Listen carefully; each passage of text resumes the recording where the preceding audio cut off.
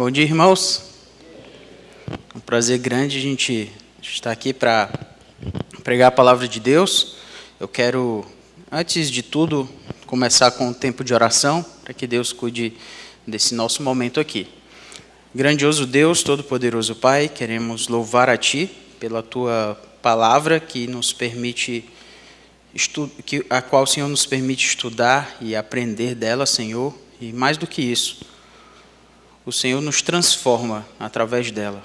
E pedimos especificamente por Tua graça em relação a isso, que essa palavra confronte e conforte o nosso coração, ó Deus, nos transformando pelo poder do Teu Espírito Santo na imagem do Teu Filho, o Senhor Jesus Cristo.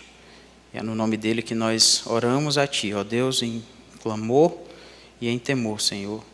É pelo que nós oramos. Amém. Eu quero chamar os amados irmãos para o texto de Lucas, no capítulo 15. Lucas, no capítulo 15, a partir do versículo 1.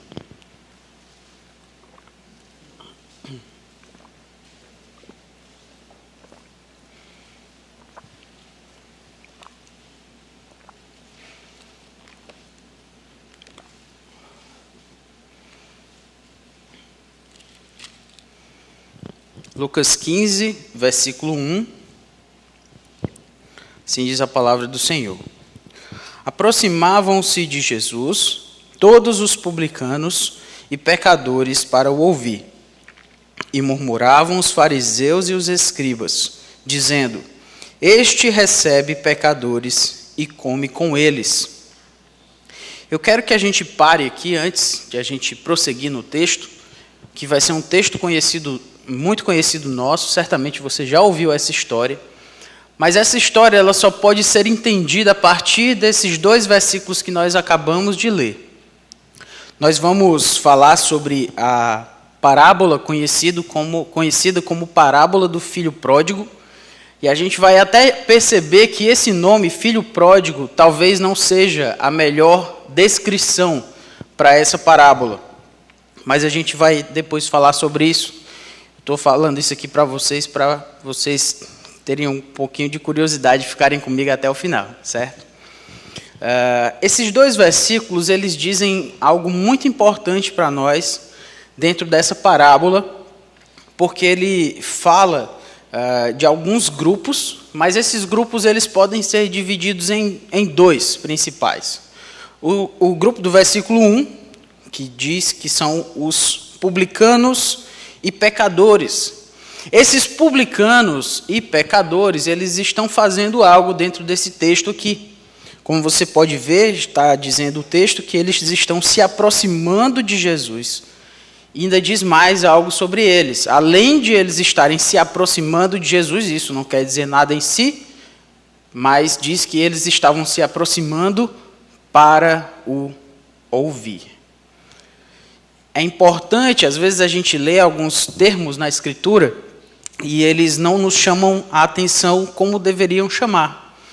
O fato de serem publicanos e pecadores que estão se aproximando de Jesus com o propósito de ouvir o Senhor Jesus Cristo diz muito para a gente. Publicanos e pecadores eram um grupo de pessoas, os publicanos eram pessoas que eram conhecidas por por cobrar dos judeus, muitos deles judeus também, Mateus, o caso de um dos que a gente conhece, antes da sua conversão, obviamente, ele era aquele responsável por coletar, ele era a Receita Federal da época, né? Então, ele já não era muito bem quisto por essa razão. Ele tinha que coletar os impostos dos judeus, lembrando que o judeu, ele se considerava nação de Israel. E ele estava sob o jugo romano. Então, eu creio, né, se digamos que aquela coleta fosse mensal, aquele publicano chegando, aquele coletor de impostos, era uma lembrança para o judeu de que ele não estava soberano na sua nação, de que ele fazia parte estava sob o jugo de um outro império.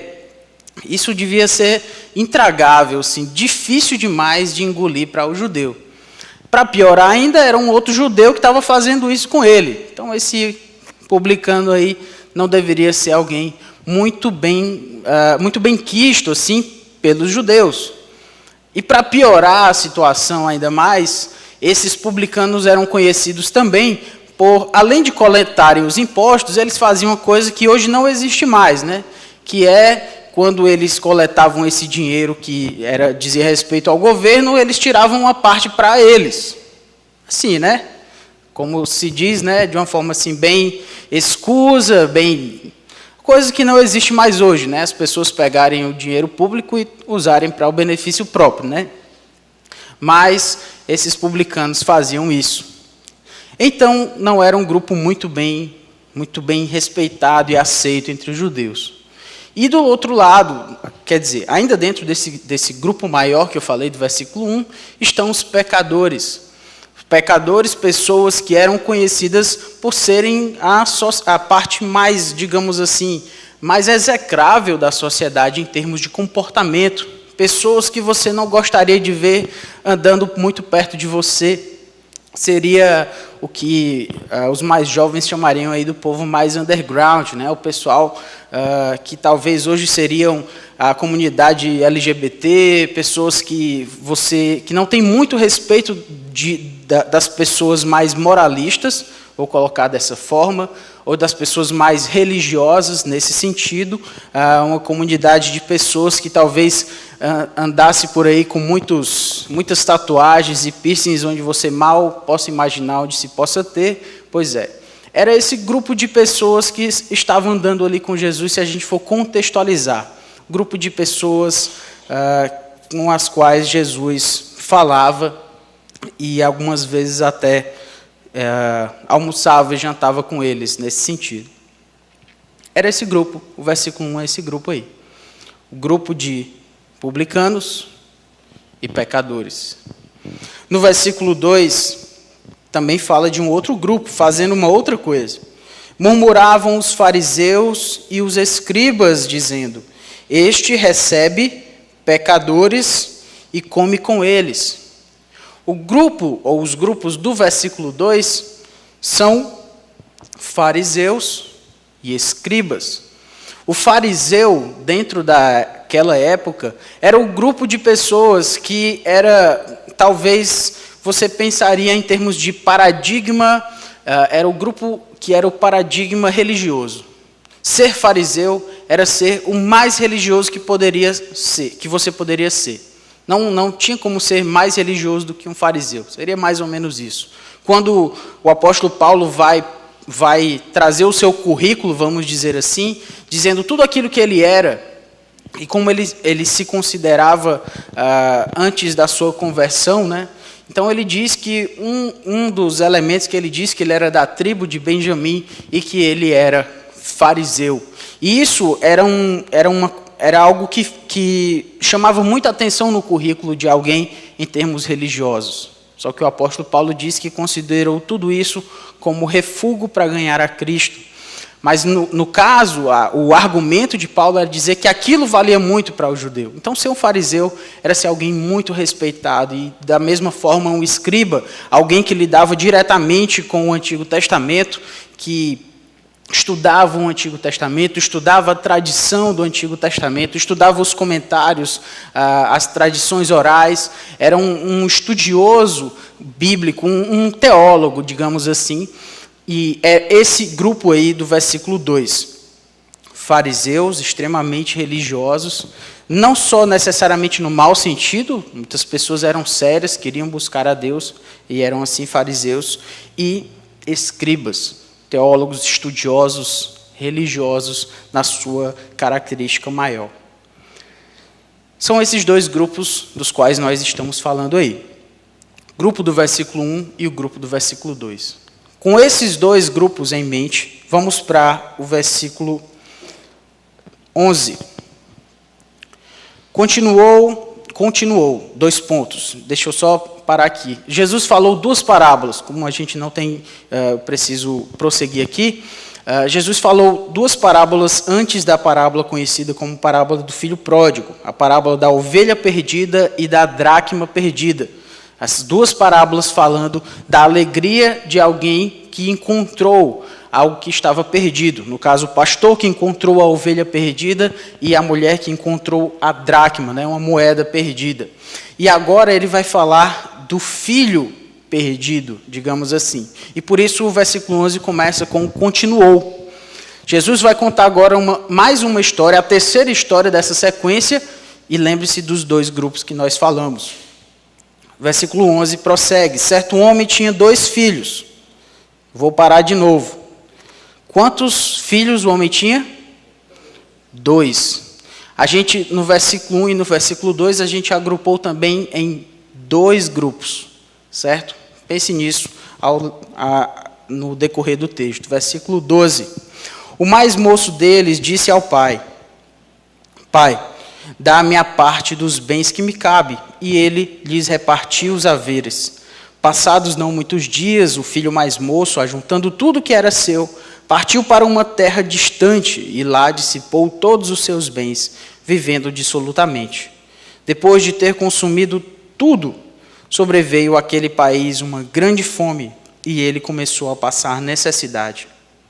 Então ele se foi e se agregou a um dos cidadãos daquela terra, e este o mandou para os seus campos a guardar porcos. Ali desejava ele fartar-se das alfarrobas que os porcos comiam, mas ninguém lhe dava nada. Então, caindo em si, disse: Quantos trabalhadores de meu pai têm pão com fartura, e eu aqui morro de fome? Levantar-me-ei e irei ter com meu pai, e lhe direi: Pai, pequei contra o céu e diante de ti, já não sou digno de ser chamado teu filho, trata-me como um dos teus trabalhadores. E levantando-se foi para seu pai. Vinha ele ainda longe, quando seu pai o avistou, e compadecido dele, correndo, o abraçou e beijou.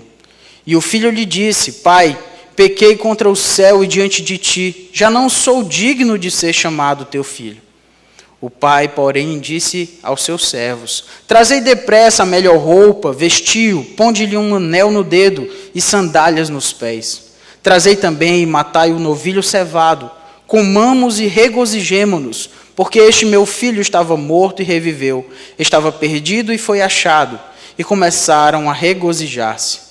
Ora, o filho mais velho estivera no campo, e quando voltava, ao aproximar-se de casa, ouviu a música e as danças. Chamou um dos criados e perguntou-lhe que era aquilo.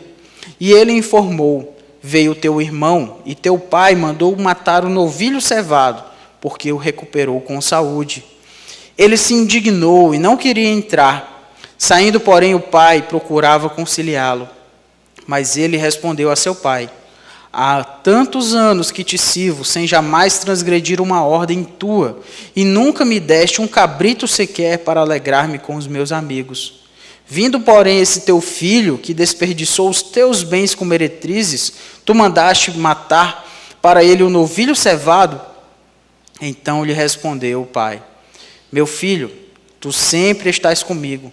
Tudo o que é meu é teu. Entretanto, era preciso que nos regozijássemos e nos alegrássemos, porque esse teu irmão estava morto e reviveu, estava perdido e foi achado.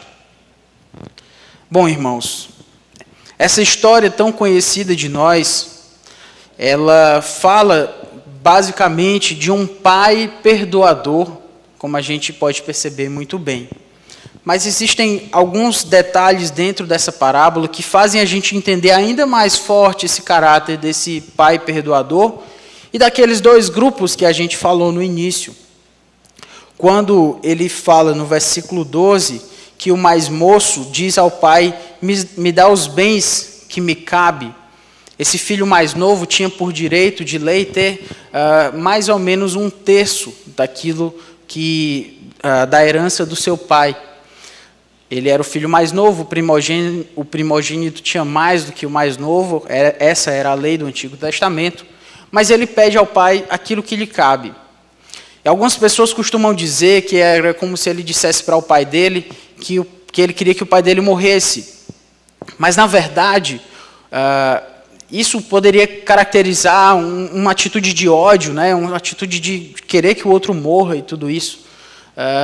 Mas se você parar e pensar um pouco, o contrário do amor, o contrário desse amor, desse cuidado verdadeiro, não é o ódio. O contrário do amor é a indiferença. Quando esse filho chega para o pai e diz para ele, me dá o que me cabe, mais do que odiar o seu pai, ele está fazendo algo pior, que é algo que dói em todos nós. Se você está no meio de uma discussão, especialmente com aqueles de quem você está mais perto, e você se mostra, e você recebe indiferença, isso mexe com a gente de uma forma muito negativa, muito ruim. E esse filho, é como se ele dissesse para o seu pai que o seu pai para ele era indiferente. Eu quero, é o que me cabe. Eu quero a minha parte dentro desse todo aí. Eu vou me embora. Dentro dessa ideia, eu quero que você pare um pouco e pense das vezes em que nós nos colocamos diante de Deus como alguém que trata Deus com indiferença. Não é um ódio contra Deus, cerrando a sua mente, dizendo que Deus é isso e aquilo outro de uma forma, mas ser indiferente. Não considerar Deus nas suas ações, não pensar em Deus, ser simplesmente indiferente. Mas além disso, esse filho, ele não só está sendo indiferente ao seu pai, no sentido do seu afeto, mas ele ainda está pedindo algo do pai. Eu quero aquilo que me cabe. Quantas vezes a gente pode ter olhado para Deus de uma forma como quem está sendo indiferente a Ele, está pensando naquilo, aliás, não está considerando o Senhor naquilo que faz, naquilo que pensa, mas está interessado naquilo que Deus pode nos dar. Mas pede as bênçãos de Deus somente nas horas que nos são oportunas. Como quem chega perto do seu pai somente para pedir algo e o afeto, o cuidado, a presença do seu pai não lhe interessa. É isso que esse pai está sofrendo agora. No versículo 12. O versículo 13 prossegue, passados não muitos dias, o filho mais moço, ajuntando tudo que era seu, partiu, viveu dissolutamente, como diz o texto. No versículo 14, depois de ter consumido tudo, sobreveio àquele país grande fome e ele passou necessidade. A gente vê as consequências terríveis do seu pecado, a gente poderia passar muito tempo falando sobre isso, mas a gente pode chamar a atenção no versículo 15, quando diz: ele se agregou a um dos cidadãos daquela terra, e este o mandou para os seus campos a guardar porcos. Se você lembra um pouco das leis do Antigo Testamento, e até do que a gente conhece na nossa cultura geral, o porco para o judeu é um animal imundo, e a palavra é exatamente essa no Antigo Testamento. É um animal imundo. É um animal que, segundo a lei do Antigo Testamento, se ele não poderia tocar, muito menos comer. E esse filho mais novo, ele está numa situação tão degradante, tão terrível, diante das consequências do seu próprio pecado, que ele está comendo, aliás, que ele foi levado para cuidar de porcos. Isso já seria ruim o suficiente. Mas como você sabe, no versículo 16, ali desejava ele fartar-se das alfarrobas que os porcos comiam, mas ninguém lhe dava nada. A situação do pecado desse filho mais novo é tão grave, tão degradante, que ele não está só cuidando dos porcos, um animal imundo e terrível para ele, mas ele está querendo comer o que os porcos comem, e nem isso ele come. Nem isso ele consegue.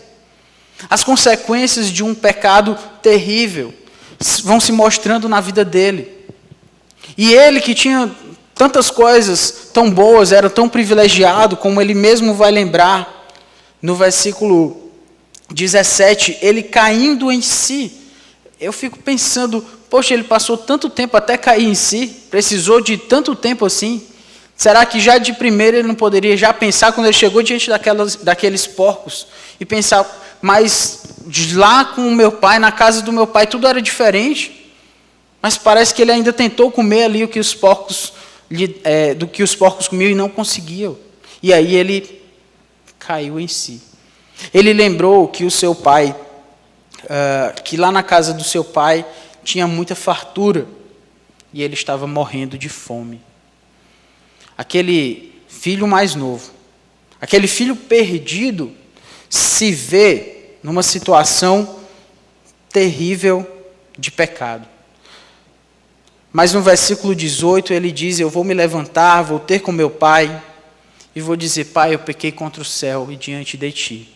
Nessa hora parece que ele caiu em si também em termos do que ele vai fazer de correto. Parece que é um certo arrependimento que ele teve. Só que eu preciso dizer para você que não é tão arrependimento assim. No versículo 19, já não sou digno de ser chamado teu filho, é o que ele está pensando em dizer. Trata-me como um dos teus trabalhadores. Aquele filho mais novo, vendo as consequências do seu pecado, ele quer chegar diante do seu pai, mas ele não quer mais chegar na condição de filho. Ele ainda não entendeu, o que eu quero que vocês percebam, e que é difícil de nós entendermos também, é que ele ainda não entendeu o caráter do perdão, o caráter da graça de Deus. Às vezes a gente peca diante de Deus, mas quando a gente vai se retratar com Deus, a gente vai quase tentando compensar alguma coisa. Como quem diz assim: Senhor, eu pequei, mas eu não vou mais faltar uma escola dominical. Senhor, eu pequei, foi grave, mas eu nunca mais vou deixar de fazer o meu devocional, Senhor. Daqui para frente eu vou fazer tudo certinho. Eu entendo que às vezes é uma tentativa de fazer certo, mas eu tenho medo que às vezes seja uma tentativa de compensar o nosso erro. Esse filho está tentando compensar o erro dele. Eu estou indo lá falar com meu pai, mas eu não quero mais ser filho. Eu vou ser trabalhador agora. Eu vou ser um empregado do meu pai. Eu não vou mais ser filho, porque nem faz sentido mais eu ser filho. O que eu fiz com meu pai foi tão terrível. Eu vou tentar compensar de alguma forma. Ele ainda não entendeu o caráter do perdão, irmãos. No versículo 20, levantando-se foi para seu pai, e vinha ele longe, quando seu pai o avistou. E compadecido dele, correndo, o abraçou e beijou. Eu quero que você preste muita atenção no que esse texto diz. Esse pai olhou para o seu filho, o avistou. E o texto diz que ele correu. Agora eu quero que você entenda que naquela época ali, as crianças podiam correr. Era algo comum de acontecer. Os jovens, talvez os homens mais jovens, mulheres mais jovens, poderiam correr. Mas isso não era algo que um homem mais velho fazia. Principalmente um patriarca. Principalmente um homem que era o senhor daquilo tudo, no sentido de que era o dono daquilo tudo. Dono de uma grande fazenda, digamos assim. Esses homens não corriam, as pessoas é que corriam até ele. Então eu quero que você pense um pouco que esse homem foi altamente ultrajado e envergonhado pelo seu filho.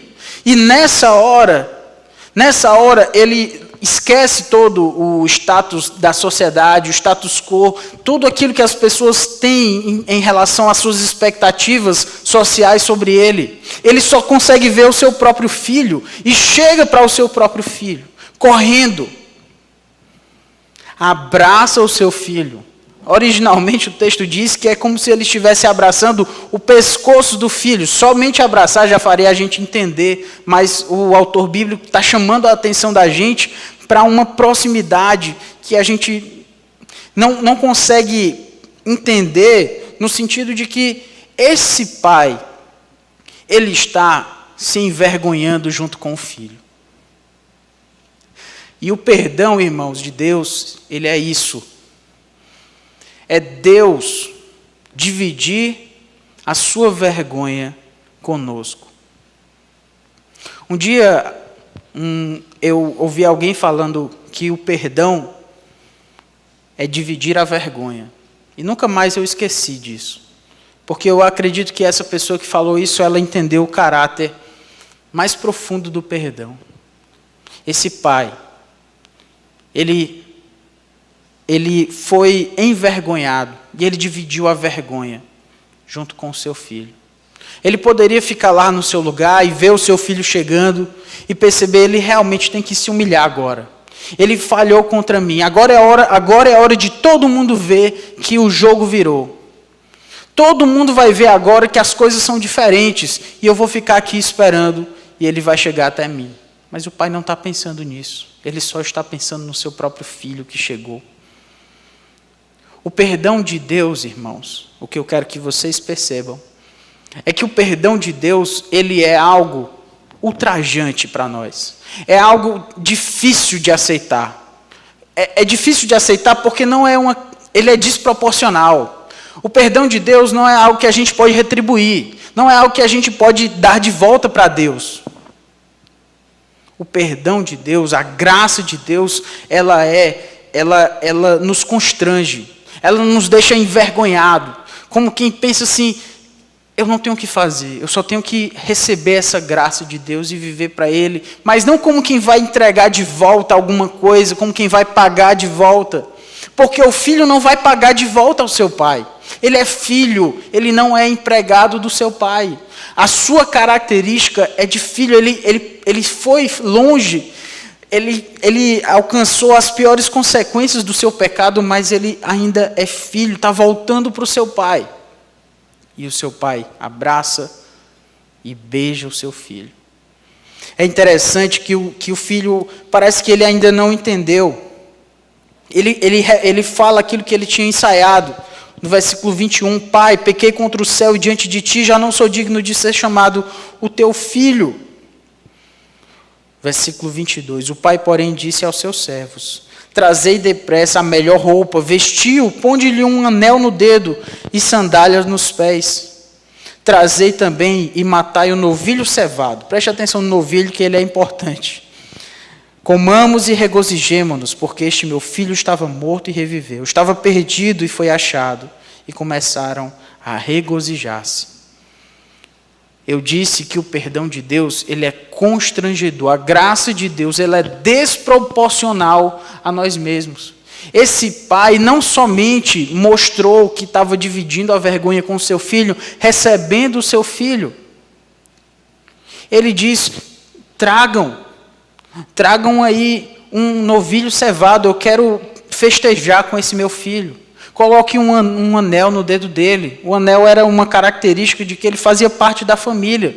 Esse filho está sendo recebido de volta não só na casa, não só naquela fazenda, não só como um trabalhador. Ele é filho. E aquele homem está dizendo para todo mundo, ele é meu filho.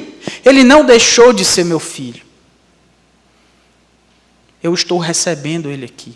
Coloque sandália nos pés dele. Ele é o meu filho. O perdão de Deus, irmãos, é constrangedor. A graça de Deus é constrangedora. E eu quero que vocês pensem nisso e que vocês lembrem daqueles grupos lá do versículo 1 e 2 do capítulo 15. Publicanos e pecadores. O Senhor Jesus Cristo está mostrando um paralelo muito grande aqui. Esses publicanos e pecadores, não sei se vocês lembram, mas eu enfatizei isso no começo. O que eles estavam fazendo no versículo 1? Eles estavam indo até Jesus para o ouvir. Eles estavam se aproximando de Jesus. Era o grupo de mais vergonha da sociedade. Eram os párias da sociedade, mas eles estavam indo para Jesus para o ouvir. Eles tinham sofrido as consequências terríveis do seu próprio pecado, a vergonha da sociedade, a exclusão da sociedade e todas as outras consequências que o pecado pode nos trazer, mas eles estavam indo para Jesus para o ouvir. O texto prossegue aqui no versículo 24, porque este meu filho estava morto e reviveu, estava perdido e foi achado, e começaram a regozijar-se. O pai fez uma festa para o seu filho. É interessante, irmãos, que a graça de Deus é uma graça que traz alegria. No versículo 25, o filho mais velho estivera no campo e quando voltava, ao aproximar-se da casa, ouviu música e danças. O O perdão traz alegria, traz felicidade. A vida para Deus, irmãos, não é uma vida chata, uma vida sem graça, uma vida preto e branco. A vida para Deus, irmãos, é uma vida de alegria. A vida na graça de Deus, recebendo e aproveitando essa graça de Deus, é uma vida que traz a gente felicidade, regozijo no coração. A gente deveria pensar numa vida cristã, na vida de quem está indo para a igreja, de quem está voltando da igreja, de quem está seguindo o seu dia a dia para Deus, como quem está alegre. Alegre porque vive pelo perdão de Deus, pela graça de Deus. Alegre porque foi recebido como filho. Alegre porque, embora às vezes a gente tenha feito isso, a gente tenha ido comer com os porcos, a gente tenha tentado comer o que os porcos comiam e não conseguia, embora muitas vezes o nosso pecado nos lembre das terríveis consequências que ele nos traz. Embora tudo isso aconteça, eu fui perdoado por Jesus Cristo, eu fui recebido na casa, eu não sou um trabalhador do meu Pai, eu sou um filho do meu Pai. E é com esse sentimento, irmãos, que a gente tem que seguir o nosso dia, a nossa vida. Esse filho e esse pai, essa casa está em festa, porque esse filho foi perdoado. Ele estava perdido e foi achado. Ele estava morto e reviveu. Mas toda festa tem também o que estraga a festa. Tem aquele que é o chato da festa, né? Aquele que quer estragar tudo. Aquele que está meio chateado com a alegria de todo mundo. É aquele que chega e começa a reclamar das coisas. Aquele que chega e tenta ver o que está de errado naquilo. Toda festa tem um estraga-prazeres, né? Esse é o filho mais velho. Lembra dos dois grupos. O filho mais velho estivera no campo. Ele estava trabalhando, mas no versículo 26 diz: chamou um dos criados e perguntou-lhe o que era aquilo. E ele informou: veio teu irmão e teu pai mandou matar o novilho cevado. Esse novilho é importante, parece, porque o recuperou com saúde. Aquele irmão mais velho, aquele filho mais velho daquele pai, ele perdeu o seu próprio irmão. A expectativa era zero de que esse irmão iria voltar. Mas ao invés de ele se alegrar porque o seu irmão chegou a casa, ele se indignou. Ele não tem uma característica de família. A característica desse irmão mais velho é a característica de quem dá para receber.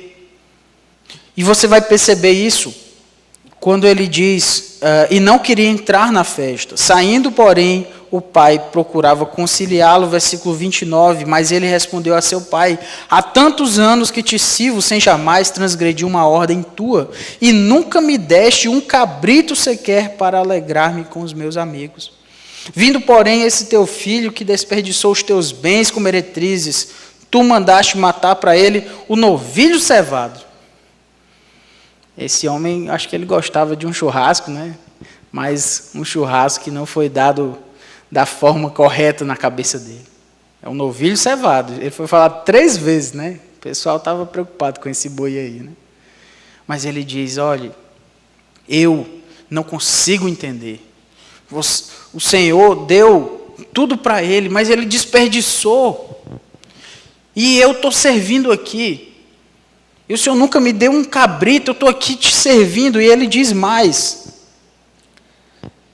Versículo 20. Sem jamais transgredir uma ordem tua. Ora, sejamos sinceros, você acha mesmo que ele nunca transgrediu nenhuma ordem do seu pai?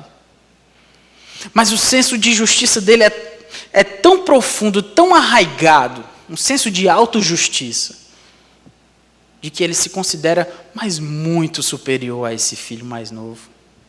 Mas muito superior. Ele é o primogênito. Ele talvez é o responsável. Está todo mundo em festa. Até os trabalhadores estão em festa. E ele estava lá no campo. Não sei, estou conjecturando aqui. De repente, ele estava trabalhando até mais tarde. De todo modo, ele era o filho que se achava muito superior ao filho mais novo. Lembra dos dois grupos?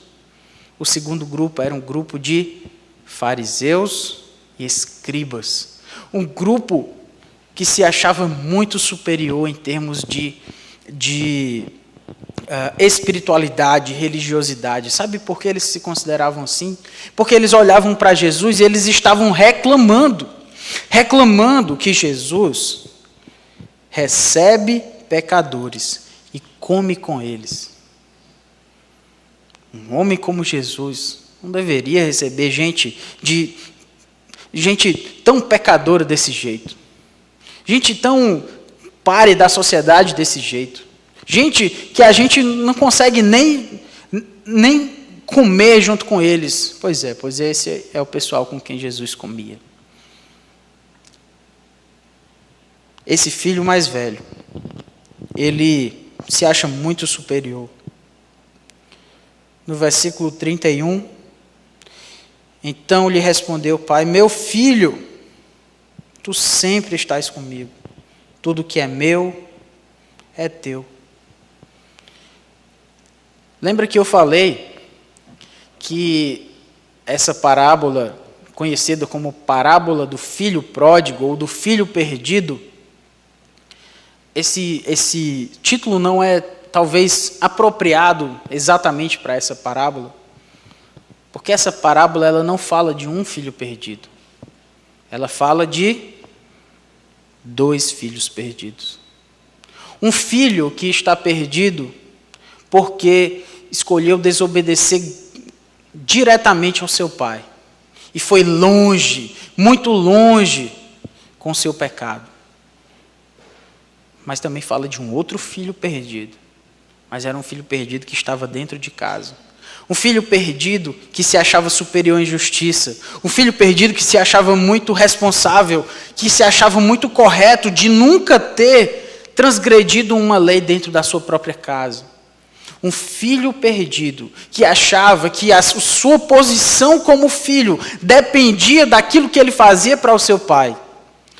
Ele disse: eu estou aqui servindo e o Senhor nunca me deu um cabrito sequer, como quem diz, eu preciso servir mais para ter mais presentes do meu pai. Eu preciso ser muito responsável para que o meu pai então me dê de volta aquilo que eu mereço.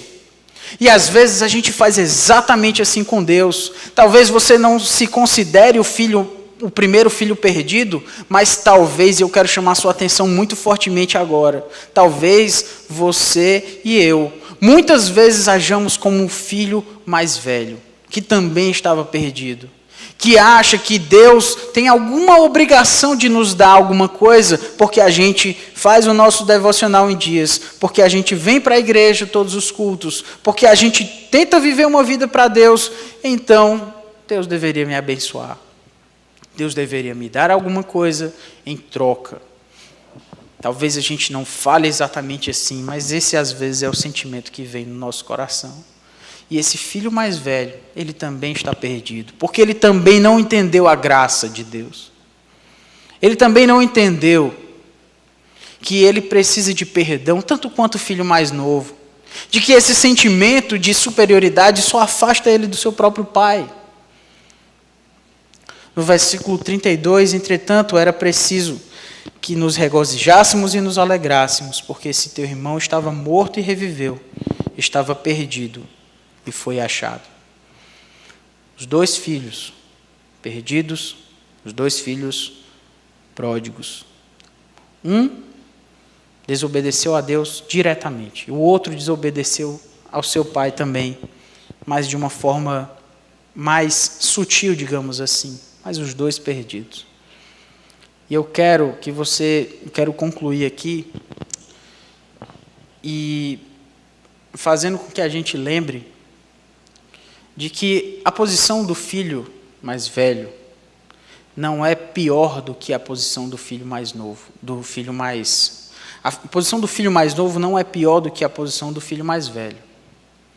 Os 2 estão perdidos. Os 2 precisam entender a graça. No caso aqui, muito provavelmente, o que aconteceu foi que o filho mais novo entendeu primeiro do que o filho mais velho, se sequer o filho mais velho entendeu também o que era perdão. Talvez não. Talvez ele tenha continuado insatisfeito com o perdão do seu filho mais novo. Não sei. O que eu quero dizer é que ele está perdido.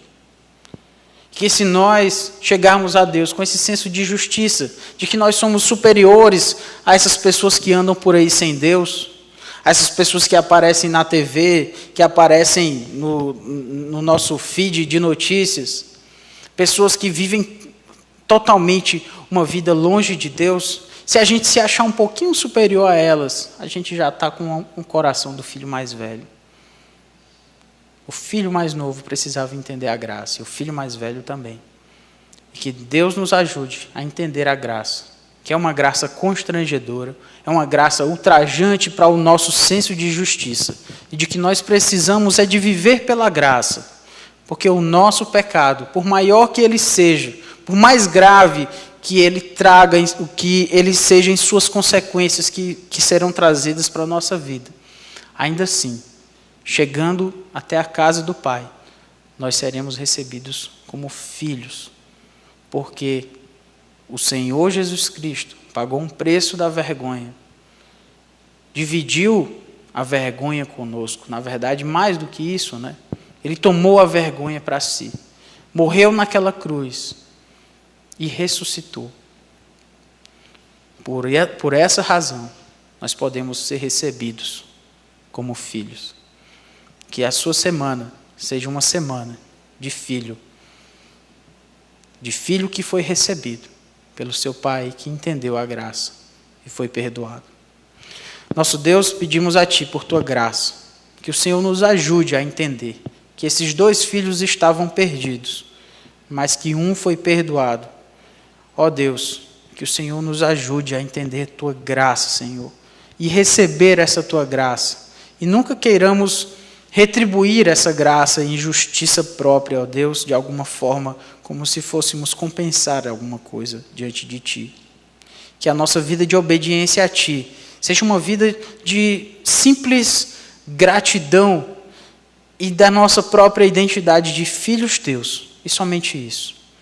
Ó Deus, não nos deixa sermos levados pelo sentimento do filho mais velho, é pelo que nós Te pedimos em nome de Jesus. Amém.